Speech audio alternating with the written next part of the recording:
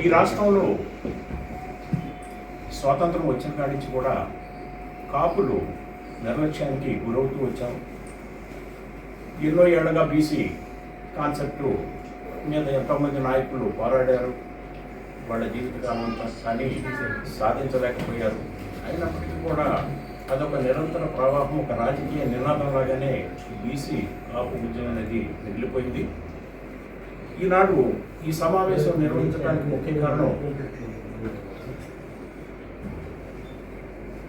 రేపు మార్చి 8వ తేదీ ఆదివారం రాష్ట్ర కాపు ఆత్మీయ సమావేశాన్ని రాజమండ్రిలో నిర్వహిస్తున్నాము.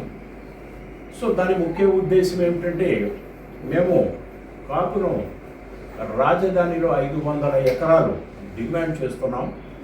500 ఎకరాలు మా కాపు జాతికి కేటాయించాలి. దాని ద్వారా మేము రకరకాలైనటువంటి వ్యవస్థల్ని రాజధానిలో నిర్మించుకోవడానికి మాకు అవకాశం కలుగుతుంది. కాబట్టి ప్రభుత్వం ఇన్ని లక్షల ఎకరాలు సేకరిస్తుంది. కాబట్టి దానిలో 500 ఎకరాలు మాకు ఇవ్వటం వల్ల వాళ్ళకి పోయేదేమీ లేదు. కాబట్టి ఖచ్చితంగా 500 ఎకరాలు మాకు కేటాయించాలని ఈ ప్రభుత్వాన్ని డిమాండ్ చేస్తున్నాం. ప్రాంతాన్ని అత్యధిక శాతం కమ్మవారే వాళ్ళు భూములు కొనుక్కొని ముందుగానే పెట్టుకున్నారు. తర్వాతే అమరావతి ప్రకటించడం జరిగిందని జగన్ గారు ఇప్పుడు చెప్పారు.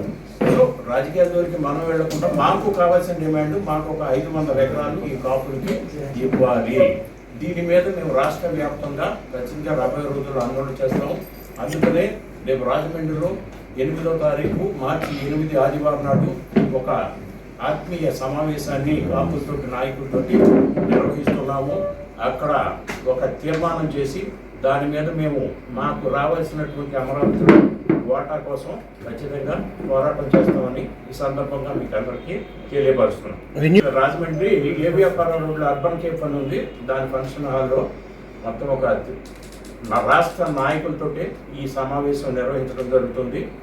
ఆ రోజున ఆ నాయకులందరూ కూర్చొని ఈ రాష్ట్ర వ్యాప్తంగా ఒక తీర్మానం చేసి భవిష్యత్తులో ఏ విధమైన కార్యాచరణని ప్రకటించాలా రోజున ప్రకటిస్తాం. మా కాపు జాతిలో ఉన్నటువంటి ప్రముఖులు అందరూ కూడా హాజరవుతారు. సార్, ఇప్పుడు 500 ఎకరాలు ప్రయారిటీ ఇస్తారా, లేకపోతే కాపులకు బీసీ రిజర్వేషన్ ప్రయారిటీ? ముందు 500 ఎకరాలు మాకు కావాలి. కాపులు బీసీ రిజర్వేషన్ నుంచి నిన్న ఏదో శాసన మండలిలో కూడా నాగబాబు గారు ఏదో ప్రస్తావించినా కూడా వెంటనే దాన్ని వెనక్కి తీసుకునే విధంగా ఆయన మీద ఒత్తిడి తెచ్చారో లేకపోతే ఆయనే పొరపాటుగా దాన్ని ప్రస్తావించాడో తెలియదు. కానీ వెంటనే శాసన మండలిలో ఆ బిల్లును కూడా ఆయన నేను ఉపసంహరించుకుంటున్నానని చెప్పడం కూడా దురదృష్టం. ఈ సమావేశానికి సంబంధించి పోస్టర్ని ఈ రోజున విడుదల చేయడం జరిగింది. కాపు వర్గాలన్నింటిలో కూడా ఒక నిశ్చితమైనటువంటి పరిస్థితి ఉన్న ఈ తరుణంలో మళ్ళీ కాపు జాతి అంతా జాగృతం చేయవలసిన పరిస్థితి ఉంది. కాబట్టి రాష్ట్ర నాయకులందరూ కూడా ఈ సమావేశాన్ని చేస్తారు. వాళ్ళందరూ కూడా ఆలోచించి ఆ రోజున తీర్మానాలు చేస్తారు. దాని ప్రకారం భవిష్యత్తు కార్యాచరణ భాగం అనేది నిర్ణయించబడుతుంది. చెందిన ప్రతి ఒక్కళ్ళు వస్తారు.